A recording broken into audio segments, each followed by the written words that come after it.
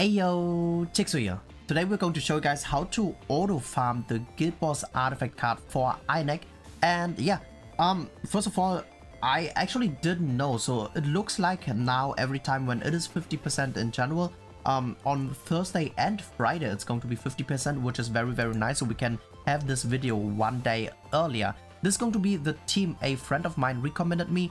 And yeah, first of all, we're going to talk about, okay, which difficulty should you guys farm? So obviously, if you guys want to farm it efficient in order to only get the artifact card, obviously Hell is the best because Hell gives 2 drops. So basically for 35 stamina, we have a 2.6% chance, while the other, for example, if we are going to do hard, if we are going to get only 1 drop with this, times 3.5 is basically only a 1.75% chance. So basically farming Hell is going to be the best. Here we are going to use attack food. Maybe not using attack food is a little bit better, but because it's Hell, it might be just having that bonus attack might be super helpful. Obviously everyone is just on an attack build. If you have crit damage, doesn't really matter because critting onto this boss is nearly impossible.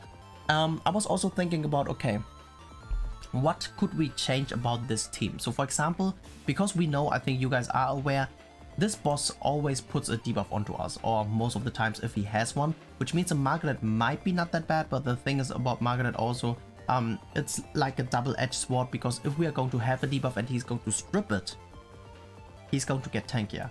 So that's why I decided to just copy the team my friend recommended me.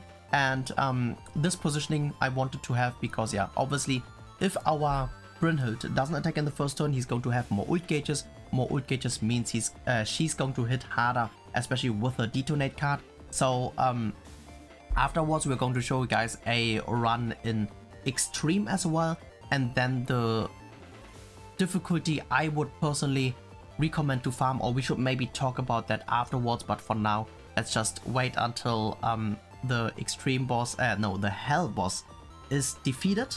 And yeah, so as you can see, shouldn't be any issues at the moment. Like the corrosion is quite annoying, but oh my god, we have so many freaking Arthur cards, that's kind of bad. But yeah, the corrosion is quite annoying, but it really kind of not matter at all. So we are still going to deal a decent amount of damage. As you can see, we just break the shield, and now our Brynhild can attack, and he actually has quite a lot of ult gauges, which is very nice. So I would say in Hell I would definitely recommend to use attack food, because it looks like it can become really, really ugly if we don't have attack food, if we don't kill fast enough, but not like it, or not like it really, really matters. So it is okay if we don't, but it's obviously still better too. So hopefully this is going to kill. So here we probably won't even crit, even though it's a Sever card. Yeah, here, that's a lot of damage, and bam, we easily did the Hell difficulty. I would really like to see how it does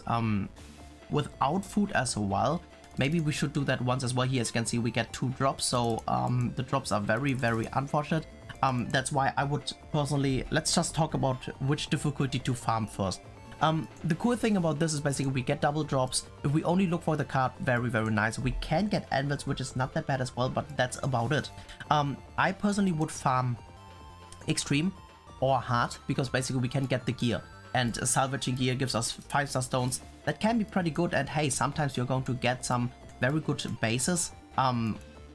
So now the decision is, okay, should we do extreme, should we do hard? But I think we should first of all just show you guys one run without food. If the run is going to be shit, I will probably just leave immediately, and then we're going to continue. We're going to test hard and extreme to see, okay, which is going to be better. Because the thing is, I think hard is going to be a 1-turner, and extreme has obviously 2 lives, which is taking more time in order to finish. But the good thing about extreme is you can actually get a 3-star awakened gear, which is also very, very insane. The reason why I decided the reason why this team is mono-human is basically to increase the damage of Roxy, because obviously if we are going to have, like, for example, a Loli Merlin, she might be pretty good as well, but the thing is she's not human, which means Roxy will hit less hard. But definitely let me know in the comment section if you guys are going to try out Merlin, for example. So yeah, basically it's still doing pretty fine. I hope this doesn't kill. Okay, nice. And now he's going to get more ult gauges, which means this is a very, very lucky run. Might be a 3-turner because we have the Escanor ult, and I think everyone knows Escanor ult actually hits pretty hard. Too bad I don't have Merlin on my Escanor, because I was like, okay, Gotha gives some more pierce. They shouldn't, or they should rarely get the ult, so that's why I decided to not have the Merlin on. So obviously he's going to hit less hard, but he almost one-shot. So this is definitely a good team. Maybe having a T1 far left might be not that bad in order to get a potential merger into his elegant blow. But still, even without food, it went pretty fine. It went very well. Too bad that we still don't have a card though, but yeah. So now we're going to just show you guys in the extreme difficulty. For extreme we definitely don't need food. That's definitely not necessary. Yeah, as I said, maybe switching him to the left side might be good as well. So she would use her power strike in the first turn, but I think those are just small things which don't really matter, especially in this one, because here we should be able to finish him in the first turn, but in the second phase it takes a little bit longer. So first of all, it means basically it's harder to get a 2-turner here, and I'm pretty sure in hard we can just 1-turn it, which makes it eventually. I'm not saying it will, but it might be much better, because even though here we would get basically the potential better drops, we would get more hard runs, which means we might save a lot of time, because in extreme we only drop 1 as well. So I personally would probably, if I would farm for the artifact card only, hell. If you want to farm efficiently, extreme. And if you want to just get a lot of runs done, then hard, because basically it's actually pretty worth it to farm this. I have noticed, like, I was farming this, I was like getting a lot of gear, and instead of gear farming, which you only get the SSR plus 0, you actually get like a 2-star, and if you do extreme, up to a 3-star, which is pretty good. So yeah, here as you can see, also very, very easy clear. And now we're going to show you guys hard. The only problem about hard is actually you want to use less cards while you can kill immediately. So I personally think now we should switch our Brynhild to the right side, number 1. Number 2, we should do this. Number 3, I don't think an Escanor is needed anymore. So the thing is, the thing about Escanor is basically he's going to use his debuff, and his debuff, it's actually not doing that much damage. You know what I mean? So the thing is, if we can maybe only use 2 cards in total in order to kill, that might be good.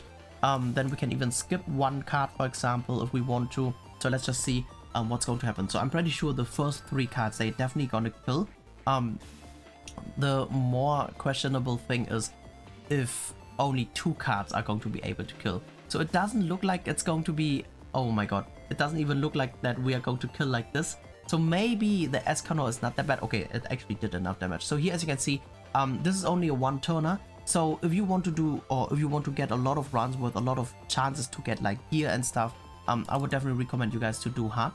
But efficient way would be definitely extreme. But let me see if there's a, I'm thinking right now if there's a way in order to make the run even faster. Like for example, the thing is, I think most of you guys know that my gear on her is full crit chance, or almost full crit chance, because of Bird back in the days. So she hits way less harder. So here as you can see, 13k, 13.25. If we are going to, for example, put on, yeah, this is not even 15%, okay? This is also not 50, okay, this is 15%, this is, okay, Escanor we don't use at the moment, so it is okay. She has 14k now, so she will hit way harder. So number 1, which obviously everyone probably would have in mind already, attack food would save you time, but obviously Brynhild on a full attack rolls would make her hitting much harder. And even if it's not Yua, because the crit chance are obviously just way less, especially in the guild boss, which has an absurd high amount of crit resistance, so it's nearly impossible to crit. So here as you can see, yeah, I like this damage much more. And then sometimes he has a lot of merges, which means the what is called which means more ult gauges, the detonate might hit harder. The only thing we should test now is what if Roxy actually hits hard enough, right? Because we haven't done that yet, we haven't tested yet that. We should switch here, we should put in another human, because obviously another human makes Roxy hit harder, so I would say we're just going to, okay, who should we hit, or who should we put in that, I mean, yeah, I think for now we would just put Athena, so it's just, it really doesn't matter which unit it is, as long as it is human, because obviously only those 4 cards will be taking in slot. And then that's basically it. This is going to be our last run. We're going to see, okay, if our Roxy can actually or double tap it, that would be very nice. I doubt though, but yeah. This is going to be our artifact, by the way, so increasing damage by 5%. I think most of you guys should know. That is most of the times the best artifact set if it's going to do, or if it's going to be for only raw damage. And yeah, okay, it doesn't look like she can 2-tap it. It's very, or with attack food it would work. So, but yeah, still, I think that's more than enough. As I said, attack food will 1-tap it, so if you want to 1-tap it with only Roxy alone, then use attack food, but that's definitely not necessary and not worth it. And yeah, I really hope it was helpful. You enjoyed watching this. Thank you so much for tuning in, and peace out for now.